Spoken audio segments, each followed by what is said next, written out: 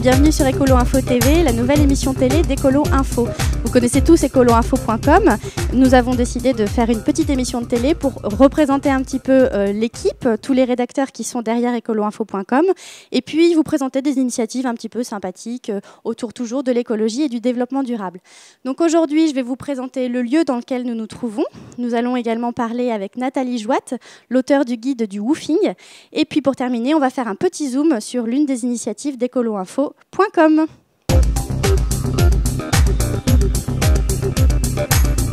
Alors aujourd'hui, nous nous trouvons dans l'épicerie Joubert. L'épicerie Joubert, c'est un lieu un petit peu unique à Bordeaux qui est tenu par Marie Joubert, que voici.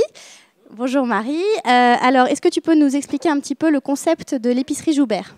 Alors, en fait, j'ai créé cette épicerie qui est une épicerie, mais aussi une cantine et depuis peu une crêperie le soir, parce que j'avais l'amour des bons produits et des produits bio. L'un ne veut pas forcément dire l'autre. C'est-à-dire que, justement, moi, je mangeais bio depuis longtemps, mais j'avais des difficultés à trouver des produits bio, du vin, par exemple, qui étaient vraiment des bons produits. Donc, j'ai fait une sélection. Et puis après, j'avais envie, le midi, de pouvoir offrir de la restauration rapide aux gens, dans des budgets abordables et avec des produits que je cuisine avec une cuisinière aujourd'hui. Je commençais toute seule et maintenant j'ai une cuisinière. Et puis on a décidé aussi de faire des crêpes avec toujours les produits, des farines qui sont produites localement, parce que le but c'était 100% bio et le plus possible local, donc c'est à peu près 80% local. Et donc voilà, c'était à peu près ça le concept. Très bien. Alors moi il y a un produit qui me plaît en particulier chez toi, c'est la Bionade. Est-ce que tu peux nous en parler un petit peu ? C'est ça. En fait, c'est une boisson allemande donc qui est faite un peu comme de la bière, donc à partir de fermentation. Et sauf qu'elle n'est pas alcoolisée et qu'elle est très peu sucrée. Donc c'est une limonade aromatisée. Il y a sureau, gingembre orange, litchi. Donc c'est des goûts un peu particuliers. Et en fait, c'est la première boisson vendue en Allemagne devant le Coca-Cola. Donc ça montre l'engagement de ce peuple en matière d'écologie. Et du coup, ce qui est vachement bien, c'est qu'avec ce projet, il y a plein d'agriculteurs qui se sont convertis au bio parce que il y avait une demande tellement forte qu'ils ont entraîné derrière eux dans leur sillage plein d'autres producteurs. Et les clients de l'épicerie Joubert peuvent trouver des épices, du thé, des jus de fruits. Du vin, voilà, des produits de la mer, des produits frais, des produits italiens, des fromages, des choses comme ça. Et puis après, le midi, c'est des tartes, des soupes, des sandwichs, des desserts maison. Et le soir, des crêpes. Uniquement crêpes salées, crêpes au sarrasin et crêpes sucrées au froment. On peut retrouver toutes les infos sur ton site internet, je crois ? Exactement, le site c'est www.épiceriejoubert.com. Okay. Merci Marie. Alors maintenant, on va rejoindre notre invité, notre deuxième invité, si je puis dire, si tant est que Marie est une invitée, qui s'appelle Nathalie Jouat et qui va nous parler du woofing.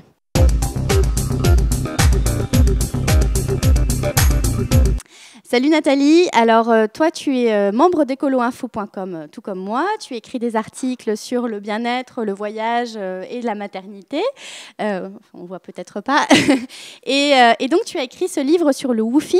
Alors est-ce que tu peux nous expliquer en quelques mots ce que c'est que le woofing ? Oui, donc le woofing, c'est un concept de voyage économique, écologique et solidaire. C'est un acronyme anglais, c'est Worldwide Opportunities on Organic Farm ou alors Willing Workers on Organic Farm. Et en fait, le concept, c'est d'aller travailler 4 à 5 heures par jour dans des fermes ou chez des agriculteurs bio ou chez des familles qui ont besoin d'un coup de main en échange du gîte et du couvert. Donc toi, avec ton mari, vous avez décidé de partir, vous avez planifié votre voyage. Pourquoi vous avez choisi comme ça de partir au bout du monde et pourquoi le woofing ? Alors, le woofing pour plusieurs raisons. En fait, on a voulu faire ce voyage pour apprendre à construire une maison écologique et apprendre à utiliser les énergies renouvelables dans la maison et aussi un petit peu de permaculture. Donc, on a construit notre voyage autour de ça et le woofing, pour nous, c'était un moyen de faire une sorte de formation puisque donc on a aidé des personnes qui avaient besoin de construire leur maison ou qui avaient besoin de faire un jardin et ça nous a permis d'aller dans tous ces pays aussi d'une manière très économique et parce qu'un voyage comme ça coûte cher. On a commencé en France, ensuite on est allé au Canada, en Nouvelle-Zélande, au Japon, puis ensuite en Asie du Sud-Est. Et c'est vrai que si on ne l'avait pas fait avec le woofing, on aurait sans problème doublé le budget et on n'aurait pas rencontré toutes ces personnes formidables qu'on a rencontrées, les gens chez qui on a habité, les gens avec qui on a travaillé. Donc vous en gardez un souvenir magnifique, j'imagine, et vous avez envie de repartir, refaire du woofing ? Oui, et faire du woofing, c'est sûr que ce sera une composante très importante de notre vie, surtout avec notre petite plus tard, parce qu'on estime que c'est quelque chose de bien à faire aussi avec des enfants, en famille. Et donc là, bon, on ne va pas repartir tout de suite. Et je pense que la prochaine fois qu'on en fera, ce sera sûrement en France aussi pour découvrir notre beau pays et dans d'autres pays limitrophes. Mais oui, c'est sûr, ça a été le voyage de notre vie et c'est quelque chose qui nous restera tout le temps. Alors, dans Écolo Info TV, on a décidé d'avoir des petites questions un peu rituelles. Donc, la question rituelle, ce serait « Qu'est-ce que c'est pour toi d'être écolo aujourd'hui ?» Alors, pour moi, être écolo aujourd'hui, on peut être écolo de plusieurs façons. On peut être écolo en habitant en ville, en faisant du mieux qu'on peut, en faisant les petits gestes et en essayant d'utiliser les transports en commun, tout ça. Ça, c'est quelque chose qu'on a fait avant, qu'on faisait et qu'on fait encore aujourd'hui parce qu'on habite en ville. Et après, il y a être écolo, plus écolo, comment dirais-je, écolo décroissant, écolo vraiment dans sa façon de vivre, écolo dans sa façon d'habiter et en ayant vraiment des convictions qui sont très, très fortes et qu'on applique au quotidien. C'est ce qu'on a fait pendant notre voyage et c'est ce qu'on compte faire plus tard quand on aura construit notre maison et qu'on habitera à la campagne parce que je pense que c'est très difficile d'être écolo à 100% en habitant en ville, même si c'est bien de faire le mieux qu'on peut. Et la deuxième question rituelle, ce serait une question piège. J'imagine que c'est une question qu'on t'a posée pas mal de fois. Partir autour du monde comme ça, c'est prendre l'avion. Donc ça veut dire avoir une forte empreinte carbone. Donc quand on se dit écolo, comment on gère ça, cette empreinte carbone-là ? Alors oui, effectivement, c'est une question qu'on nous a posée. Les gens qui nous l'ont posée, c'était pas toujours d'une manière très positive d'ailleurs. Donc en fait, j'ai pas de réponse toute prête avec des chiffres pour dire l'avion, ça consomme tant, machin et tout. Nous, ce qu'on a fait, c'est que on a essayé de prendre l'avion le moins possible parce qu'on voulait faire du bateau-stop, on voulait prendre le cargo, on voulait faire d'autres alternatives. Il s'avère que finalement, on l'a pris plus qu'on voulait et plus qu'on aurait dû. Ce qu'on a fait, c'est qu'on a compensé, mais on n'a pas bêtement compensé en donnant de l'argent pour aller planter des arbres parce que c'est pas forcément quelque chose qui personnellement nous convient. On a donné à Baby Loan, qui est un organisme de microcrédit, parce qu'on voulait donner justement un côté un petit peu solidaire à notre démarche, en plus d'être écologique, tout ça. Et donc je pense qu'on peut concilier les deux. Nous, si on a dû prendre l'avion, c'était surtout pour des raisons, pas de temps, parce qu'on avait tout le temps qu'on voulait, mais des questions économiques.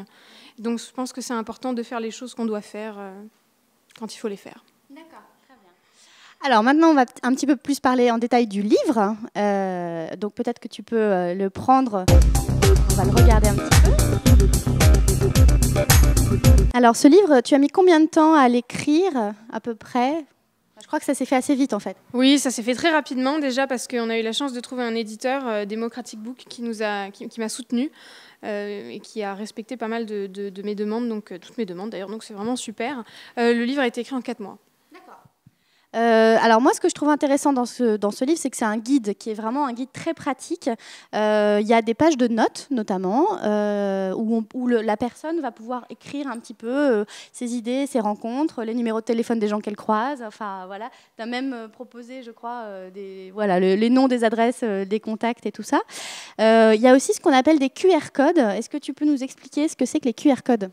Alors, les QR codes, c'est ça. C'est des codes barres en 2 dimensions. C'est des choses que les Bordelais, les Parisiens et sûrement d'autres gens doivent beaucoup connaître, mais c'est parce que c'est très utilisé dans nos villes, souvent sur les panneaux de la mairie. En fait, le principe, c'est que ça renvoie vers un lien, vers une photo ou vers une information, en tout cas sur Internet. Donc on prend en photo avec son smartphone, il y a toutes les explications dans le livre pour le faire correctement, et donc on accède à un contenu un peu bonus. Donc c'est pas un contenu qui est essentiel pour lire, comprendre le livre et comprendre la quintessence de tout ce qu'il y a à voir, mais c'est bien de l'utiliser. Le livre, on le trouve où ? Combien il coûte ? Et voilà, est-ce que tu as des infos supplémentaires à nous donner là-dessus ? Alors oui, le livre, donc une précision, effectivement, c'est pas le livre de notre voyage, ça n'explique pas notre voyage parce que ça aurait été quelque chose de personnel qui n'aurait pas forcément intéressé tout le monde. C'est vraiment un guide sur le woofing à l'attention des gens qui veulent faire du woofing en tant que hôte ou en tant que woofer. Donc le livre, on peut le trouver sur Internet. Il y a le site du livre, c'est woofguide.com ou .fr. Dessus, il y a plusieurs adresses. Donc il y a la Fnac, il y a sur le site de Mola aussi. On peut le trouver sur Amazon et puis sur d'autres sites de vente en ligne. On peut le trouver dans certaines grandes librairies, notamment la Fnac à Paris, dans des grandes villes. Et il est au prix de 24 €, 22,80 je crois, sur Internet, parce qu'il y a souvent des petites réductions accordées. Très bien. Écoute, je crois qu'on a toutes les informations. Merci beaucoup Nathalie. Et puis bonne chance pour ce livre.